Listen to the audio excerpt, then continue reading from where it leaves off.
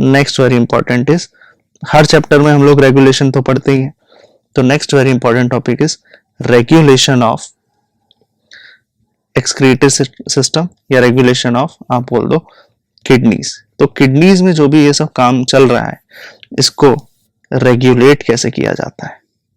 तो रेगुलेट करने के लिए क्या क्या चीजें हैं पहले तो ये समझना जरूरी है।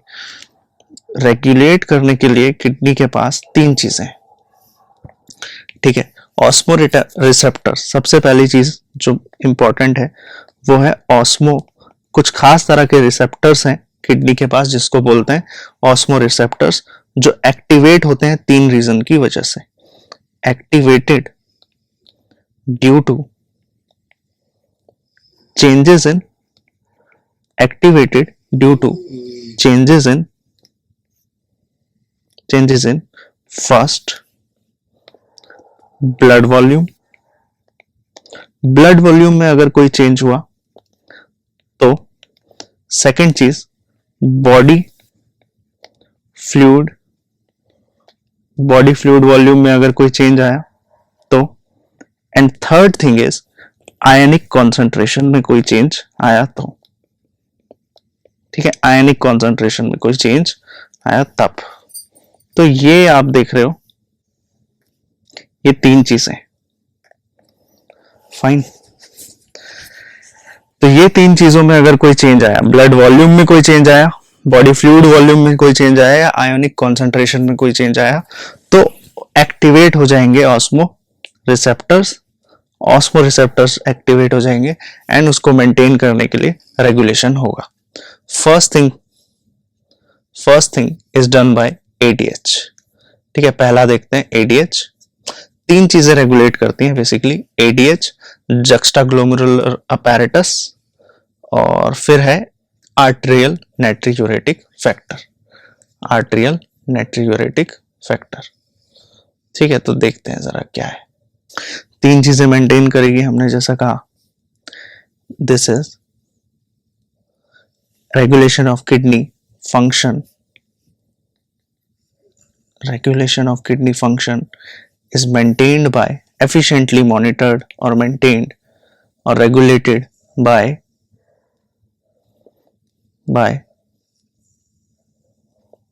first hypothalamus, ठीक है। सबसे पहले तो हाइपोथैलेमस देखते हैं हाइपोथैलेमस कैसे मेंटेन करेगा, ठीक है।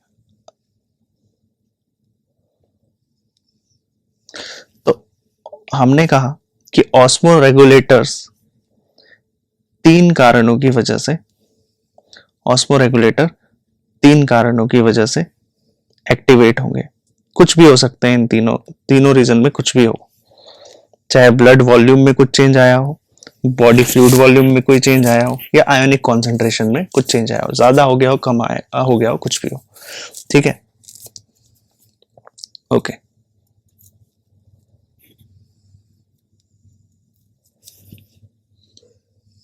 मान लेते हैं कि बॉडी से एक्सेसिव लॉस हो रहा है फ्लूइड का, तो क्या हो गया, बॉडी फ्लूइड वॉल्यूम चेंज हो गया, बॉडी फ्लूइड वॉल्यूम चेंज हो गया।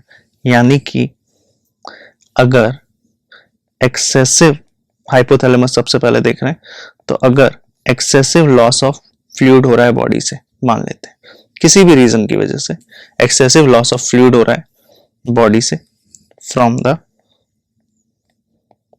बॉडी, तो क्या होगा, बॉडी फ्लूइड वॉल्यूम डिक्रीज होगा।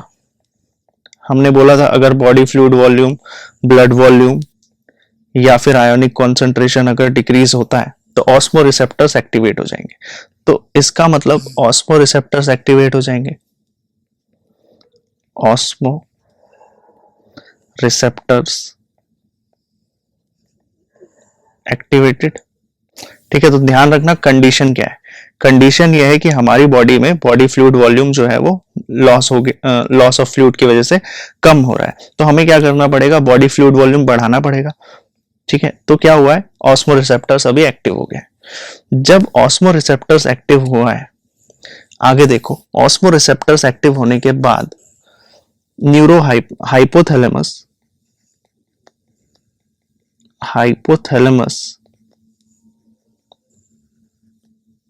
हाइपोथैलेमस न्यूरॉन्स की मदद से मैसेज देगा पोस्टीरियर पिट्यूटरी ग्लैंड को। पोस्टीरियर पिट्यूटरी ग्लैंड को, ठीक है, किसकी मदद से देगा? न्यूरॉन्स की मदद से देगा, ठीक है, कोई केमिकल सिक्रीट नहीं हो रहा है कोई, ठीक है, न्यूरॉन्स की मदद से मैसेज देगा पोस्टीरियर पिट्यूटरी ग्लैंड को। पोस्टीरियर पिट्यूटरी ग्लैंड को एक और नाम भी बोलते हैं, दैट इज न्यूरोहाइपोफाइसिस। न्यूरोहाइपोफाइसिस, क्योंकि न्यूरॉन्स के थ्रू मैसेज आ रहा है, ठीक है। एंड दिस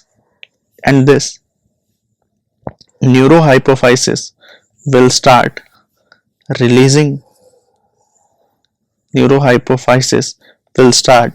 releasing ADH, मतलब anti diuretic hormone. Very important, anti diuretic hormone, या जिसे वैसोप्रेसिन भी बोलते हैं। दो ही हार्मोन रिलीज कर पाता है पोस्टीरियर पिट्यूटरी ग्लैंड। अभी जब हम पढ़ेंगे चैप्टर कंट्रोल एंड कोऑर्डिनेशन तब देखेंगे कि एक तो एंटी डाययूरेटिक हार्मोन रिलीज होता है पोस्टीरियर पिट्यूटरी ग्लैंड से, और जिसको वैसोप्रेसिन बोलते हैं, और एक ऑक्सीटोसिन। ऑक्सीटोसिन का फंक्शन होता है कॉन्ट्रैक्टिंग द वुम्ब, वो वुम्ब यूटेरस को कॉन्ट्रैक्ट करता है for the process of child birth या डिलीवरी, ठीक है। और एंटी डाययूरेटिक हार्मोन का काम क्या है? It prevents, anti diuretic hormone prevents, anti diuretic hormone further prevents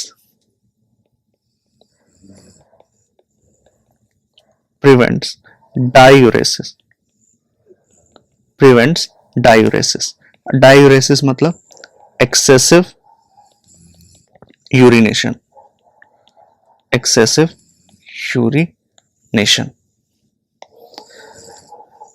urination.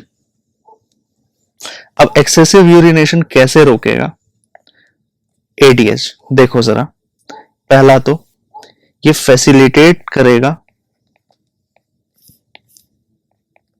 Facilitates, और क्या क्या करता है ये पानी बचाने के लिए, क्योंकि बॉडी में से फ्लूइड वॉल्यूम जो है वो ऑलरेडी कम हो रहा है ना। तो क्या करेगा ये? फैसिलिटेट करेगा भाई 20% reabsorption, 20% reabsorption of water from DCT।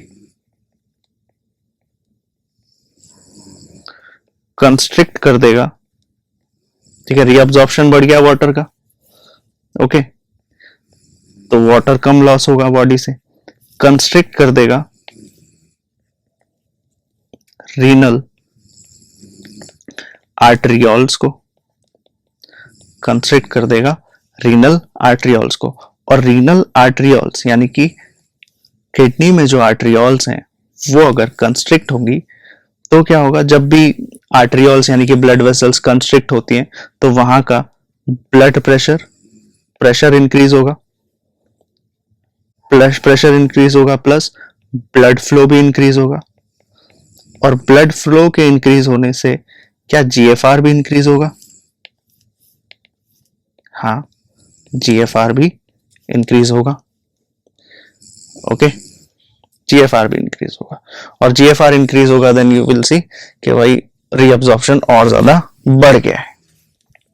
कुछ ऐसे ह्यूमन भी होते हैं, कुछ ऐसे लोग होते हैं जिनमें डेफिशिएंसी ही हो जाती है, किसकी? ADH। और उस डिजीज को बोलते हैं डायबिटीज इंसिपिडस। उस डिजीज को बोलते हैं डायबिटीज इंसिपिडस, मतलब डिक्रीज्ड लेवल ऑफ, तो उनकी बॉडी में क्या होगा? Decreased level of body water level, decreased body water level और यूरिन मतलब बहुत ज्यादा, क्योंकि डायूरेसिस प्रिवेंट करेंगे नहीं, एडीएच है नहीं, तो यूरिन बहुत ज्यादा रिलीज करेगा। और दूसरा तो प्यास भी बहुत लगेगी। ठीक है, बस यही तो सिम्टम्स होते हैं डायबिटीज इंसिपिडस के। तो दैट्स हाउ एडीएच और hypothalamus regulates the kidney. That's how hypothalamus regulates the kidney function. Fine. इतना पार्ट समझ आ गया।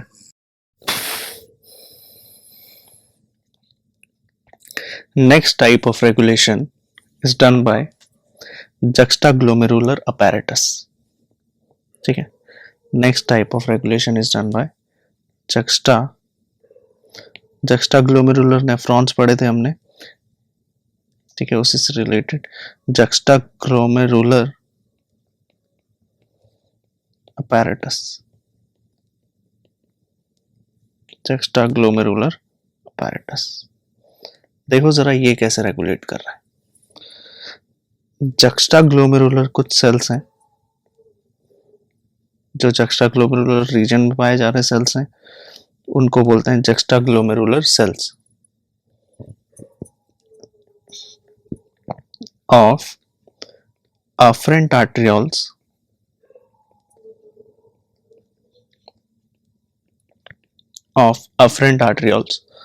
प्लस एक और सेल्स होते हैं जिनको बोलते हैं, याद रखना चाहे रख सकते हो, अदरवाइज कोई दिक्कत नहीं है, लेकिन ये याद रखना, juxtaglomerular cells of afferent arteriole plus macula densa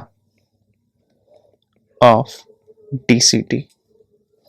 ये क्या करेगा, ये क्या करते हैं, साथ में मिलके सिक्रीट करते हैं, दो चीजें सिक्रीट करते हैं ये। ठीक है, पढ़ा ही रहे हैं, दोनों चीजें पढ़ा देते हैं। देखो, रेनिन एक तो चीज सिक्रीट करता है, ये रेनिन। अच्छा, यहां से एक बात याद रखना, अगर दो जगह रेनिन पढ़ोगे आप, जब आप डाइजेस्टिव सिस्टम पढ़ते हो तब भी रेनिन पढ़ते हो, ठीक है, और जब आप किडनीज या एक्सक्रीटरी सिस्टम पढ़ते हो तब भी आप रेनिन पढ़ते हो। ओके, लेकिन किडनीज वाले रेनिन में और स्टमक वाले रेनिन में क्या फर्क है। किडनीज वाले रेनिन में एक एन आता है, तो यहाँ एक एन यूज कर रहे हैं, मतलब किडनी वाला रेनिन है। और स्टमक में कभी रेनिन आया तो वहां पर याद रखना, वहां पर दो एन आते हैं। ठीक है, तो ये एक एन है, तो ये secretes juxtaglomerular cells of afferent arteriole or macula densa of DCT secretes two things, renin and erythropoietin।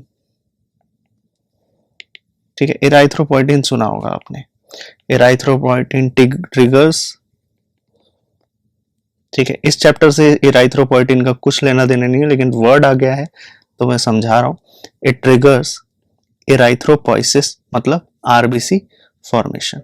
इराइथ्रोपोइसिस ये पढ़ा हुआ है हमने, मतलब फॉर्मेशन ऑफ आरबीसी। ठीक है, ये बॉडी फ्लूइड एंड सर्कुलेशन वाले टॉपिक पे हमने देखा है। रेनिन क्या करेगा, मेजर बात इसकी है। ठीक है, हमें इस पर ध्यान देना है, रेनिन पर। तो देखो, रेनिन कंट्रोल करता है, रेनिन विल कंट्रोल्स रास। ठीक है, रेनिन विल कंट्रोल्स रास। रास का क्या मतलब है, रास का मतलब है रेनिन एंजियोटेंसिन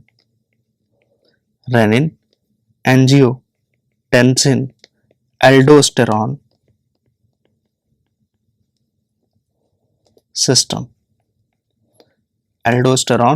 सिस्टम। तो ये रास है। मैकेनिज्म क्या है, लेट्स सी।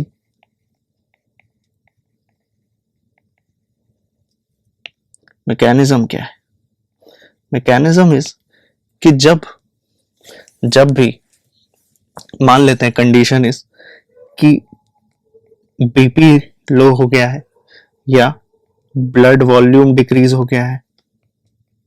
ठीक है, या फिर आप बोल सकते हो GFR डिक्रीज हो गया है, एक ही मतलब है। तो हमने बोला था कि भाई अगर ब्लड वॉल्यूम डिक्रीज हो जाए, ब्लड वॉल्यूम डिक्रीज हो जाए, बॉडी फ्लूइड वॉल्यूम डिक्रीज हो जाए, या फिर आयनिक कॉन्सेंट्रेशन डिक्रीज हो जाए, तो ऑस्मो रिसेप्टर्स एक्टिवेट हो जाते हैं। तो यहां पर देख रहे हो ब्लड वॉल्यूम डिक्रीज हो रहा है, कंडीशन लेकर चल रहा है, तो इट एक्टिवेट्स ऑस्मो रिसेप्टर्स, ठीक है, activates osmoreceptors and osmoreceptors and renin, single N वाला रेनिन आ जाएगा, सिक्रीट होगा कहां से, जक्स्टाग्लोमेरुलर सेल से, जक्स्टाग्लोमेरुलर सेल से। वो जक्स्टाग्लोमेरुलर सेल से जो रेनिन सिक्रीट हुआ है, ये रेनिन क्या करेगा, दिस रेनिन विल कन्वर्ट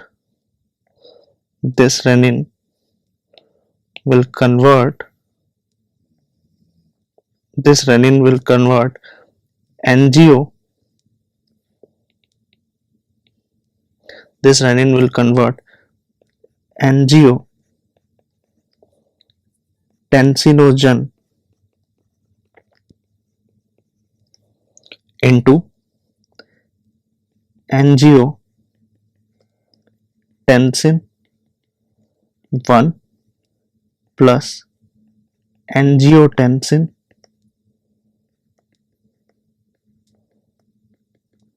2। ये एंजियोटेंसिनोजन आया कहां से, this is produced by liver, simple.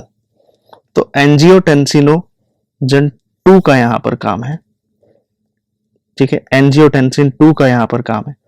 Angiotensin 2 क्या करेगा, अब चलो रेनिन ने कन्वर्ट कर तो दिया, ठीक है, अब इसका क्या काम है, ये कंस्ट्रिक्ट कर देता है ब्लड वेसल्स को, this will further constrict blood vessels, this will further constrict blood vessels or release aldosterone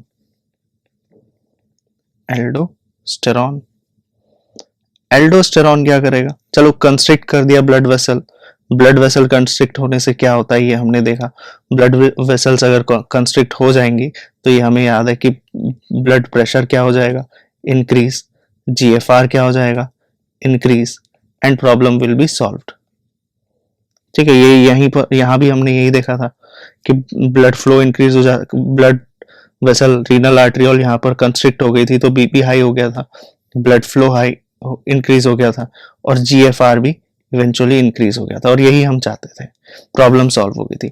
यहां भी हमने यही किया, कंस्ट्रिक्ट किया ब्लड वेसल्स को, GFR इंक्रीज हो गया, ब्लड फ्लो इंक्रीज हो गया, और BP इंक्रीज हो गया, and the problem is solved.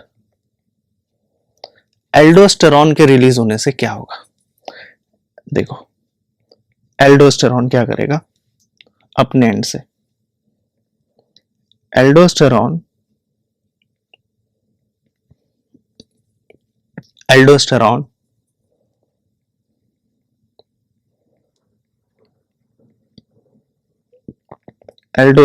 causes sodium retention, sodium का रीअब्जॉर्प्शन, ठीक है, सोडियम को रोक लेगा, एंड वाटर का रीअब्जॉर्प्शन बढ़ा देगा, जो काम वहां पर ADH कर रहा था, रीअब्जॉर्प्शन बढ़ा देगा, कहां से, फ्रॉम डिस्टल कॉन्वोल्यूटेड ट्यूब्यूल, ठीक है, और इन दोनों ही चीजों से BP हाई हो जाएगा, this will also increase, this will eventually also increase GFR, blood flow और BP, problem solve.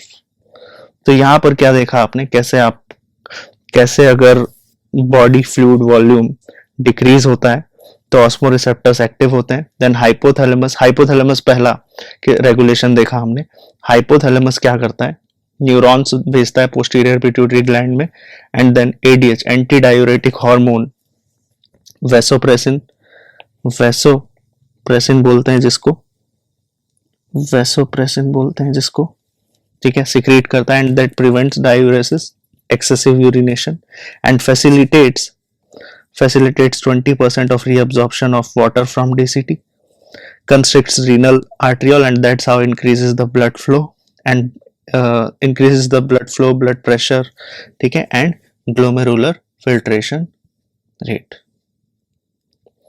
Okay, deficiency of ADH leads two diabetes insipidus देखा। फिर सेकंड जो हमने रेगुलेशन देखा वो देखा जक्स्टा ग्लोमेरुलर रेट, कि जक्स्टा ग्लोमेरुलर अपैरेटस किस तरह से बेसिकली कंट्रोल कर रहा है और रेगुलेट कर रहा है किडनी फंक्शन को। तो हमने देखा कि जक्स्टा ग्लोमेरुलर जो फंक्शन है वो वहां से एक हार्मोन सिक्रीट हो रहा है, and that is renin. Renin तो सिक्रीट हो ही रहा है, साथ में इराइथ्रोपोइटिन भी सिक्रीट हो रहा है, उसका भी फंक्शन देखा। रेनिन कंट्रोल करता है रास सिस्टम को, this is very important. Renin, angiotensin, aldosterone, angiotensin देखा हमने और एल्डोस्टेरॉन देखा। तो रेनिन तीन चीजें कंट्रोल कर रही है ना यहाँ पर, एक तो रेनिन, एक एंजियोटेंसिन और दूसरा एल्डोस्टेरॉन। तो ये क्योंकि कंट्रोल कर रही है, ठीक है, इसलिए इस सिस्टम का नाम है rennin angiotensin aldosterone system. Mechanism, इस मैकेनिज्म में होगा क्या, बीपी डिक्रीज हो जाएगा, ब्लड वॉल्यूम डिक्रीज हो जाएगा, जीएफआर डिक्रीज हो जाएगा, एंड दैट एक्टिवेट्स द ऑस्मोरिसेप्टर्स। फिर लीवर से एंजियोटेंसिनोजन को कन्वर्ट रिलीज होगा और वो कन्वर्ट हो जाएगा रेनिन की मदद से एंजियोटेंसिन 1 में, एंजियोटेंसिन 2 में, and then that constrict the blood vessels. Blood vessels के कंस्ट्रिक्ट होने से बीपी हाई, जीएफआर हाई, और यही चाहते थे। एल्डोस्टेरॉन क्या कर देगा, सोडियम रिटेंशन बढ़ा देगा और वाटर का रीअब्जॉर्प्शन बढ़ा देगा, ठीक है, and that's how problem is solved.